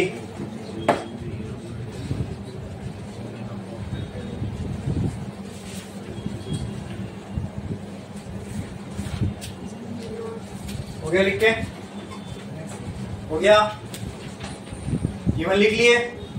नहीं लिखे? चलो आ जाओ साथ में लिखते हैं। ठीक है, क्या क्या है बताओ मुझे। एन अल्टरनेटिंग ईएमएफ, एक अल्टरनेटिंग सर्किट है, उसके अंदर जो ईएमएफ है उसकी इक्वेशन दी हुई है, कितनी है वो? E इक्वल टू 220 साइन 100 पाई। ठीक है, तो सोच समझ के देखना अभी आगे क्या आने वाला है। If applied to circuit containing an inductance, यानी 1/पाई हेनरी दिया हुआ, ये किसकी वैल्यू है? एल की। Right an equation for instantaneous current. तो तुमको सबसे पहले क्या फाइंड करने बोला है? करंट की इक्वेशन लिखना है तुमको। ठीक है, करंट की इक्वेशन क्या होती है? I not sine omega T. लिख तो दिए? नहीं भाई, ऐसा नहीं है, वैल्यूज पुट करना पड़ेगा, आई नॉट की, ओमेगा की। ठीक है, ये तो वो इक्वेशन बनेगी। ऐसी ऐसी इक्वेशन बन रही है ना, ऐसी टी भले या नो चलेगा, यहाँ पे वैल्यू और ओमेगा की वैल्यू डालना पड़ेगा, तो वो इक्वेशन बनेगी। बराबर। Next, what will be the reading of AC galvanometer connected in circuit. अब ये कौन बता सकता है? व्हाट विल बी मतलब ये भी फाइंड करना है ना। क्या बोला? What will be the reading of मतलब मैंने क्या किया, एक गैल्वेनोमीटर लिया और ये जो भी सर्किट है जिसमें से इतना ईएमएफ और इतना करंट फ्लो हो रहा है, एसी सर्किट है ना ये, मैंने गैल्वेनोमीटर लिया, इस सर्किट में लगा दिया, तो गैल्वेनोमीटर मुझे किसकी वैल्यू देगा, वजन निकाल के देगा ना, तो फिर करंट की वैल्यू देगा। गैल्वेनोमीटर क्या देता है, करंट की वैल्यू देता है। तो गैल्वेनोमीटर मुझे करंट बताएगा। Now tell me what value of current that will be. Galvanometer कुछ तो वैल्यू देगा आपको करंट की, वो कौन सी होगी करंट की वैल्यू, वो कौन सा करंट होगा, खत्म RMS। अभी मैं ये तुम्हारे यहाँ पे सब वायर लगी हुई है, ठीक है, मैंने एक एमीटर लाया, यहाँ पे कनेक्ट किया, पता लगा इसमें से कितना करंट फ्लो रहा है, तो कौन सा करंट होगा वो, क्योंकि घर में कौन सा करंट आता है, RMS। तो तुम जो इसकी वैल्यू मेजर कर रहे हो वो कौन सा करंट है, तुम अपने मीटर में गए, जहां भी अपना चाली का मीटर लगा होता है ना, वहां पे हम गए मीटर बॉक्स के पास और वहां पे हमने एक इंस्ट्रूमेंट लगाया और करंट नापा, तो वो करंट की कौन सी वैल्यू नाप रहे हैं हम, वो ना पीक वैल्यू है ना इंस्टेंटेनियस है, वो एक कांस्टेंट वैल्यू, जो भी इंस्ट्रूमेंट आप यूज कर रहे हो वो आपको एक ही वैल्यू देगा करंट की। तो मैंने क्या बोला, वो पूरे एवरेज निकाल के दे रहा है एक value, and what is that value, RMS current.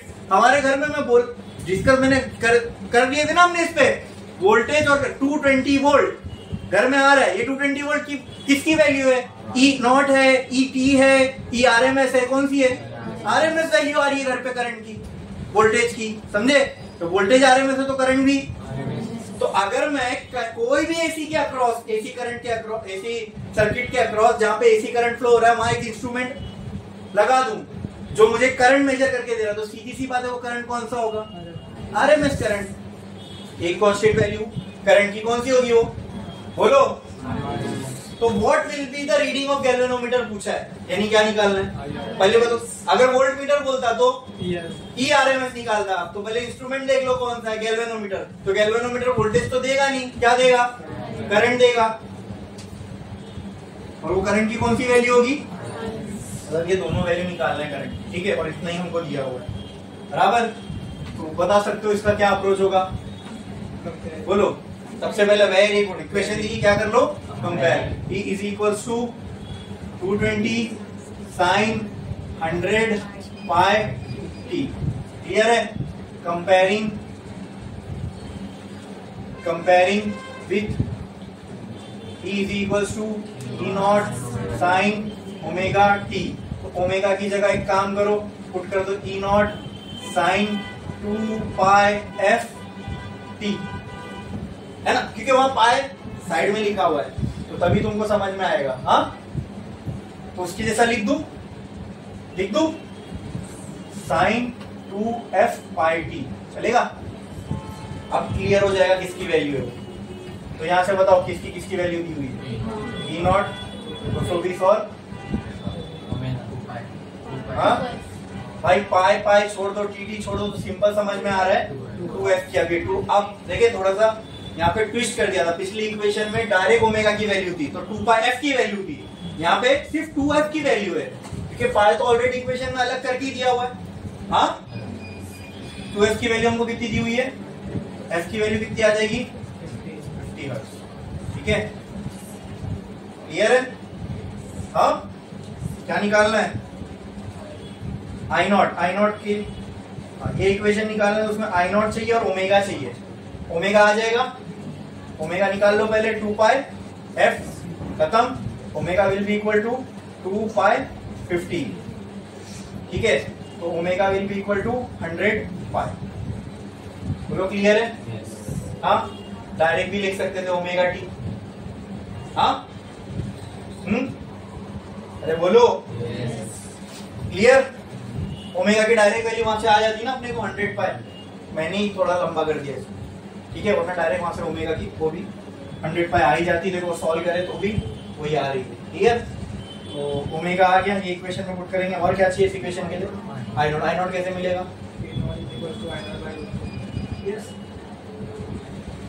I0 चाहिए, तो ये हो जाएगा E0 बाय √2q z, लेकिन आप z क्यों लिखूंगा, z क्यों लिखूंगा, यहाँ रेजिस्टेंस आना चाहिए ना, कौन सा रेजिस्टेंस आएगा, सर्किट चेक करो, यस खत्म, क्या आ जाएगा इधर, एक्सेल की वैल्यू दी हुई है क्या, नहीं, तो फिर एक्सेल की जगह क्या लिखूंगा, नहीं दी हुई है तो उसकी वैल्यू क्या है?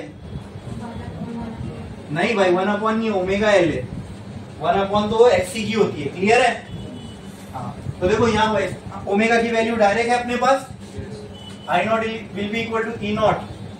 ई नॉट है क्या? अरे है ना, हाँ ई नॉट की वैल्यू कितनी है? 220 ओमेगा 100 पाई, और एल की वैल्यू पाई पाई कैंसल, 1 0 1 0, क्या बचेगा? 2.2 आ गया ना? हाँ आई नॉट आ जाएगा 2.2। इक्वेशन बन जाएगी अब आई की, I is equal to 2.2 sine 100 pi t, खत्म, आ गया इंस्टेंटेनियस करंट। इंस्टेंटेनियस मतलब कोई पर्टिकुलर टाइम पे करंट की क्या वैल्यू होगी, ये इक्वेशन वो दे देगा, यहाँ टाइम की वैल्यू पुट करो, पूरी इक्वेशन में खाली नंबर्स ही बचेंगे। अरे समझा कि नहीं समझा? इंस्टेंटेनियस इक्वेशन ऑफ करंट निकालना था, समझा कि नहीं समझा? पक्का? बढ़े आगे, अब क्या निकालना है?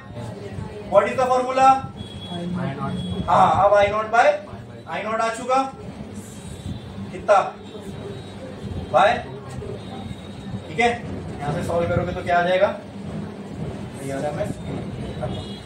क्लियर है? तो इसमें किसी को कोई डाउट? बोलो, बढ़ो आगे। Next,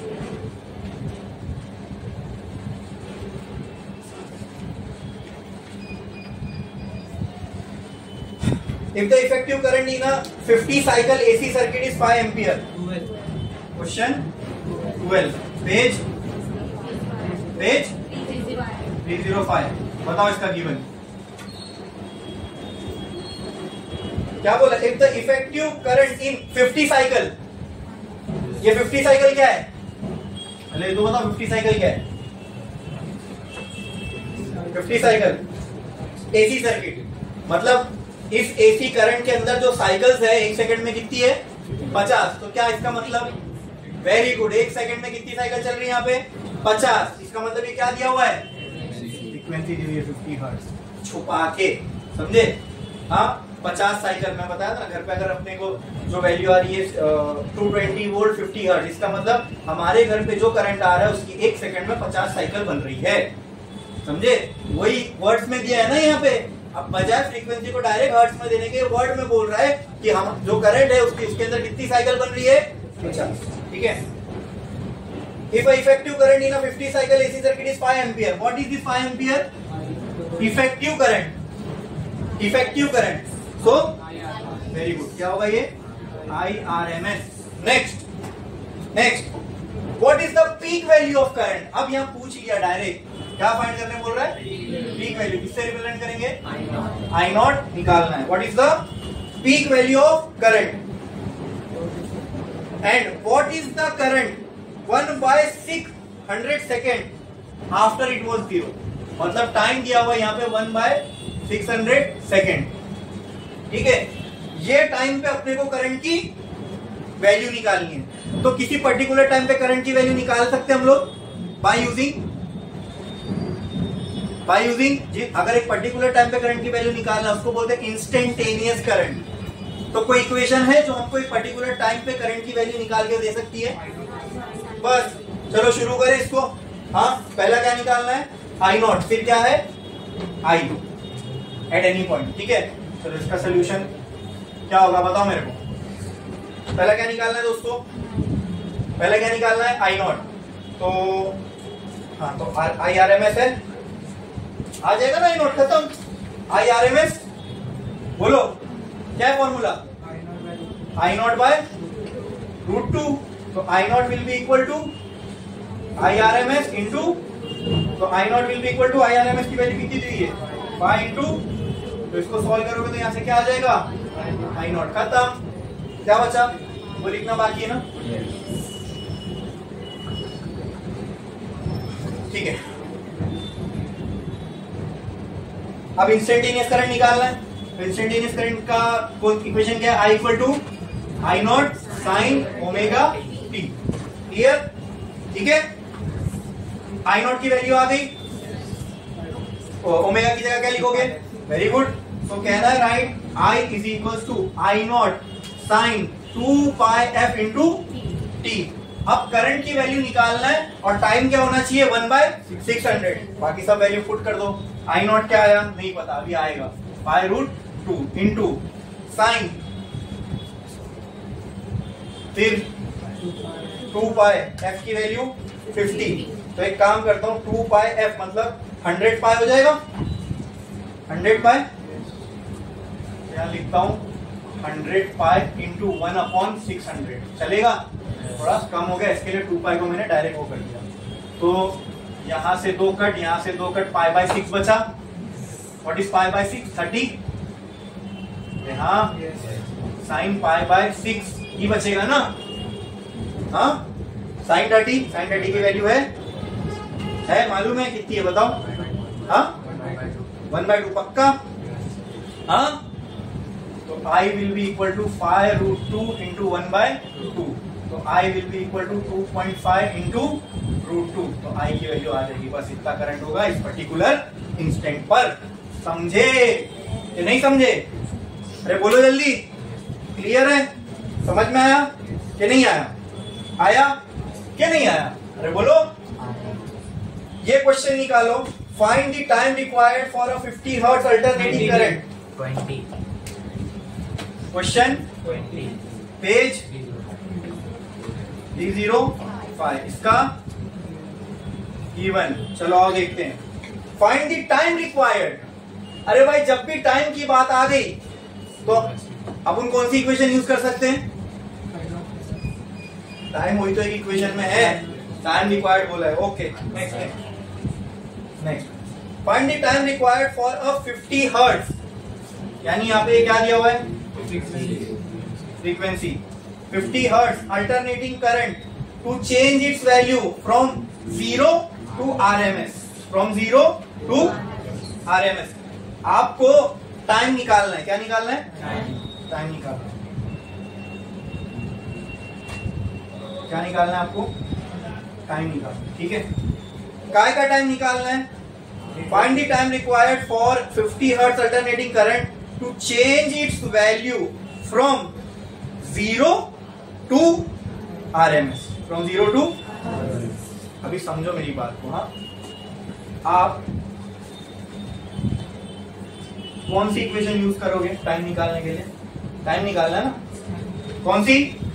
I is equal to I0 sine omega t. निकालना क्या है? निकालना क्या है? टाइम। क्या निकालना है? टाइम। इसमें ओमेगा की वैल्यू 2 पाई एफ पुट कर दोगे। एफ नोन है, ओके। टाइम अननोन है, बचता क्या? I0 क्या? फिर आई। ठीक है, तो कैसे निकलेगा कि अब एक इक्वेशन 2 अननोन। हाँ आपको थोड़ा सा क्वेश्चन फिर से रीड करो। एक चीज इसमें और क्लियर होगी। आपको वो टाइम निकालना है जहां पे करंट की वैल्यू किसके बराबर हो जाएगी? 0 टू, मतलब मान लो एट टाइम इक्वल टू 0 पे करंट रहा होगा 0, तो वो टाइम निकालना है क्या आपको?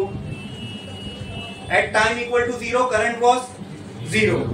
Eight some time t current became equal to, and you have to find that time. यही बोला है ना भाई क्वेश्चन में। रीड करो मंगता तो फिर से देख लो। ठीक है, find the time required for 50 hertz alternating current to change its value from 0 to, यानी आपको वो टाइम निकालना है जहां पे करंट की वैल्यू कहां हो, क्या पहुंच गई रहेगी? RMS। क्या पहुंच गई रहेगी? मतलब जब ये टाइम होगा तो करंट की वैल्यू किसके बराबर होगी? RMS के बराबर। किसके बराबर? बोलो क्लियर है? बोलो क्लियर है? हाँ तो एक काम करता हूं, इसको मैं और थोड़ा ऊपर लिखता हूं। ठीक है, टू फाइंड, क्या निकालना है? टाइम निकालना है। ठीक है, क्या होगी करंट की equation? I0 sine omega T. ठीक है, क्वेश्चन में ये बोला है एट t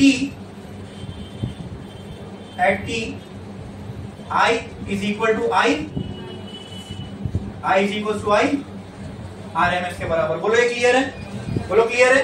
तो कहना है राइट I RMS बराबर I0 साइन 2 पाई FT। हाँ अरे बोलो, तो क्या मैं आई आर एम एस को ये लिख सकता हूं, I not by root two is equal to I not sine 2 pi F T. I nought cancel, I not sine जब इस साइड पे आएगा तो क्या बन जाएगा, तो कहना है से sine inverse 1 by root two बराबर होगा 2 पाई एफ टी के। हाँ, और एफ कितना दिया हुआ है 50, कितना दिया हुआ है, साइन के कौन से एंगल पे वैल्यू 1 बाय रूट टू आती है बताओ, साइन के कौन से एंगल पे, हाँ 45, तो उसको रेडियंस में बताओ पाई बाय 4। तो कहना है से यहां पे लिख रहा हूं इसका, कहना है से पाई बाय 4 बराबर होगा 2 पाई 50 इंटू टी के। हाँ, उसको यहां देखो, ये पाई कैंसल, 100 अच्छा 1 बाय 4 कितना होगा, 1 बाय 4 0.25 डिवाइड बाय 100 इक्वल टू, इसको ऊपर फेंको 0.25 टू 10⁻² आ जाएगा आंसर। हाँ आएगा, तो t की वैल्यू will be equal to 0.25 into 10⁻² second. इतना टाइम लगेगा करंट को 0 से अपनी आरएमएस वैल्यू पे आने पे। बोलो क्लियर है, बोलो क्लियर है, ये समझ में आया, ये क्वेश्चन पे आओ।